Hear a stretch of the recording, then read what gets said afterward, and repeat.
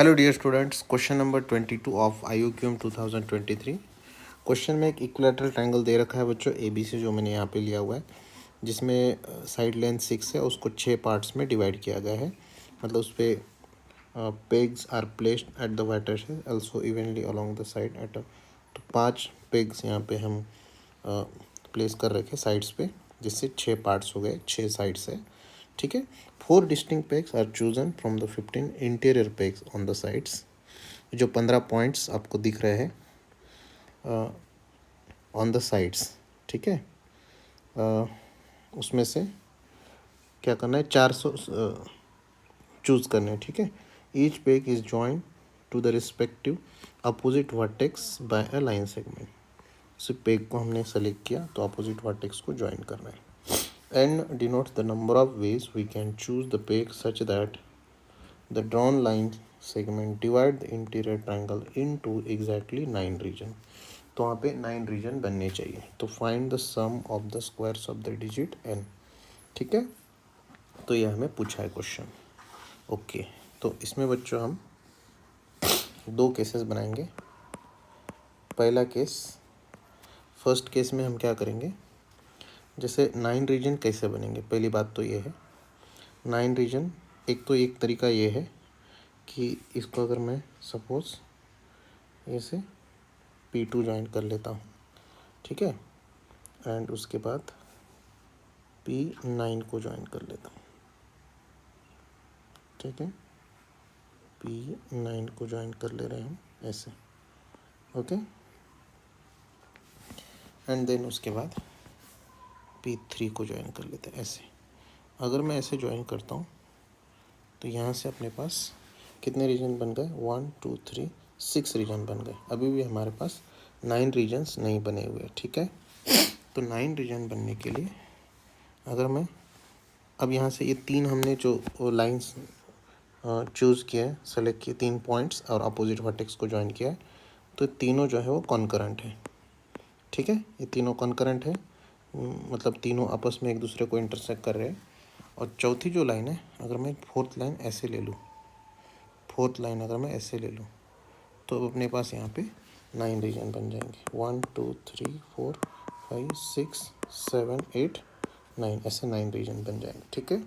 तो इसका मतलब क्या है कि जो भी हम 4 पॉइंट सेलेक्ट करेंगे या 4 लाइन सेगमेंट होंगी, उसमें 3 लाइन सेगमेंट कॉन्करेंट होनी चाहिए, आपस में एक दूसरे को इंटरसेक्ट करनी चाहिए, और एक चौथी लाइन आपकी ऐसे रहेगी। ठीक है। ये इस तरीके से आप, ये केस 1 हो गया। इसमें आपको 9 रीजन हो जाए। ठीक है। तो इसमें आप कितने प्रकार से हम अब इसमें सवाल ये हो जाएगा कि ये जो लाइन सेगमेंट है कॉन्करेंट कितने प्रकार से हो सकती है।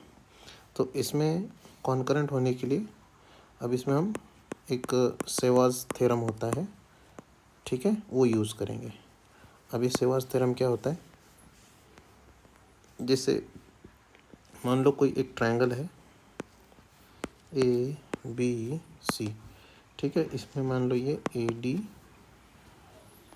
ये E एंड ये F, ऐसे 3 लाइन है AD B एंड C पे ट्रायंगल में कॉन्करेंट है। अगर ये कॉन्करेंट है तो इसमें एक रेशो जो होता है BD अपॉन DC और CE upon EA into AF upon BF, ये जो रेशो है वो आपका 1 आता है। ये आपका सेवाज थ्योरम। तो इस थ्योरम का हम इसमें यूज़ करेंगे। तो 3 लाइंस आपस में इंटरसेक्टिंग कितने प्रकार से हो सकती है। ठीक है। अब यहाँ पे हम अगर रेशो की बात करें, देखो बच्चों, यहाँ पे अगर यहाँ पे मैं 1 यहाँ जो पॉइंट लूँगा तो वो 1:5 रेशो हो जाएगा। ठीक है। इधर से 1 और इधर से 5 पार्ट है। यहाँ लूँगा 2 तो इधर से 4 पार्ट। ठीक है। यहाँ 3 लूँगा अपॉन 3। ठीक है। तो 1 ही आ जाएगा।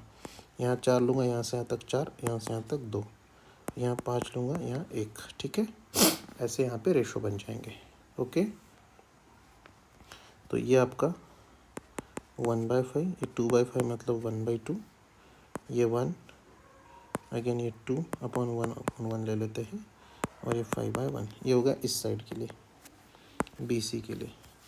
सेम आपका AB के साइड से भी वैसे हो सकता है, 1/5 1/2 1/1 2/1, 5/1, यहाँ से 1/5, 1/2, 1/1, 2/1, 5/1। अब इसमें बच्चों यहाँ से हम ऐसा कौन सा रेशो लें, यहाँ से ऐसा कौन सा रेशो लें और यहाँ से रेशो लें जिससे तीनों रेशो का प्रोडक्ट आपका 1 आ जाए। ठीक है, अगर पहले इसमें से मैं अगर 1/5 ले लूँ और दूसरे में से मैं 5/1 ले लूँ और तीसरे में 1 ले लूँ तो ये आपका 1 आ जाएगा। ये एक तरीका हो गया। ठीक है, ये एक तरीका हो गया। अब इसमें दूसरा वाला जो ट्रायंगल है, दूसरा वाला या फिर दूसरा तरीका ये हो सकता है, पहले इसमें से मैं 1/2 ले लूँ, दूसरे इसमें मैं 2 रेशो ले लूँ, 2/1 ले लूँ और तीसरे में 1 ले लूँ, तो यहाँ पे भी आपका 1। या एक केस ये भी हो सकता है, पहले में 1 लूँ, दूसरे में 1, तीसरे में 1, ये आपका 1 आ जाएगा। ओके, अब ये जो हम 1/5, 5/1, 1 ले रहे हैं, इसमें ये अगर मैं ABC AC नाम दे दूँ तो AB से मैंने 1/5 लिया, BC से 5/1 AC, या फिर इसमें आपस में ये तीनों इंटरचेंज भी हो सकते हैं, तो इससे यहाँ पे आपके पास 3 फैक्टोरियल वेज से हम ये रेशो ले सकते हैं। ठीक है, और यहाँ पे इस केस में भी 3 फैक्टोरियल इसमें, और ये इसमें एक ही केस होगा 1 1 1। ठीक है, तो ये आपका 6 + 6 12 13 हो जाएगा। ओके, 13 वेज से हम वो रेशो जो आपका 1 आ सकता है सीवास थ्योरम से। अब यहाँ से हमने ये जो लाइन जब हम ये कंसिडर करेंगे तो ये 1 2 3, ठीक है, 3 पॉइंट्स हम सेलेक्ट कर लेंगे, इससे लाइन इंटरसेक्टिंग हो जाएगी, कंकरेंट हो जाएगी। 3 पॉइंट सेलेक्ट कर लिए हमने, टोटल हमारे पास 15 पॉइंट्स हैं, 3 सेलेक्ट कर लिए। ठीक है, और 3 हमने सेलेक्ट, तो बच गए कितने, 12। तो 12 में से अब कोई भी एक अब हम सेलेक्ट कर लेना है। जैसे यहाँ पे मैंने ये 12 सेलेक्ट किया था, तो जो बचे हुए पॉइंट्स हैं उसमें से 12 में से कोई भी एक सेलेक्ट कर लेंगे हम। तो 12 × 13 ये आपका 156 वेज यहाँ पे तरीके से हम यहाँ पे बना सकते हैं 9 रीजन, 4 पॉइंट्स को सेलेक्ट करने की। ठीक है, आई होप आपको केस 1 जो है वो समझ में आ गया होगा। यहाँ पे हम सीवास थ्योरम का एप्लीकेशन इसमें यूज़ किया है। ओके, चलिए, तो अब दूसरा केस क्या होगा वो देखते हैं। केस 2 में जो है, केस 2 में जो है बच्चों वो क्या होगा, देखो केस 2 जो है अपने पास यहाँ पे पॉइंट्स जो है वो 1 2 1 2 1 2 1 2 ऐसे 15 पॉइंट्स है ऐसे। तो अगर बच्चों में इसमें अगर किसी साइड से 2 पॉइंट सेलेक्ट कर लो, मान लो इस साइड से मैंने 2 पॉइंट सेलेक्ट कर लिए, ये और ये, ठीक है, और नीचे जो BC है इधर भी 2 पॉइंट सेलेक्ट कर लेता हूँ ऐसे, कोई भी 2 सेलेक्ट कर लेता हूँ ऐसे। यहाँ भी 9 रीजन बन जाएंगे, 1 2 3 4 5 6 7 8 9, यहाँ भी बच्चों अपने पास 9 रीजन बन जाएंगे। ठीक है, तो इस तरह से आपको तो 2 पॉइंट सेलेक्ट करना है। तो पहले तो हम साइड सेलेक्ट करेंगे, 3 में से कोई भी 2 जिसके हमें 2 पॉइंट सेलेक्ट करने हैं। ठीक है, और हर साइड में आपके पास 5 पॉइंट्स है, उसमें से 2 सेलेक्ट कर लिया, दूसरी साइड उसमें से 5 में से 2 पॉइंट्स। ठीक है, क्योंकि हमने 2 साइड सेलेक्ट कर लिए, कोई भी 2 साइड्स, 3 साइड्स उसमें से कोई भी 2 साइड सेलेक्ट कर लेंगे। तो पहली साइड 5 में से कोई भी 2 पॉइंट, दूसरी साइड 5 में से कोई भी 2 पॉइंट, ये होगा। ठीक है, तो ये आपका आ जाएगा बच्चों 3।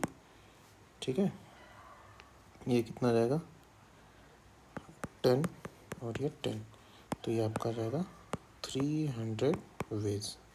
ये आपका केस सेकंड। ओके, तो टोटल जो केसेस बन जाएंगे वो आपका पहले केस में 156, इसमें 300, तो ये आपका 456 ये आपका बन जाएगा बच्चों।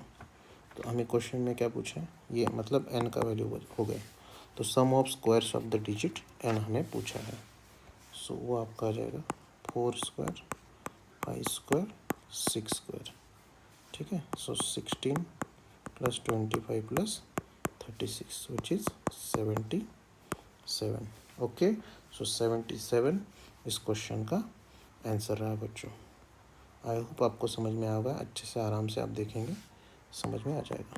तो 77 इस क्वेश्चन का आंसर रहा। ओके, सो थैंक यू, मिलते हैं नेक्स्ट क्वेश्चन में।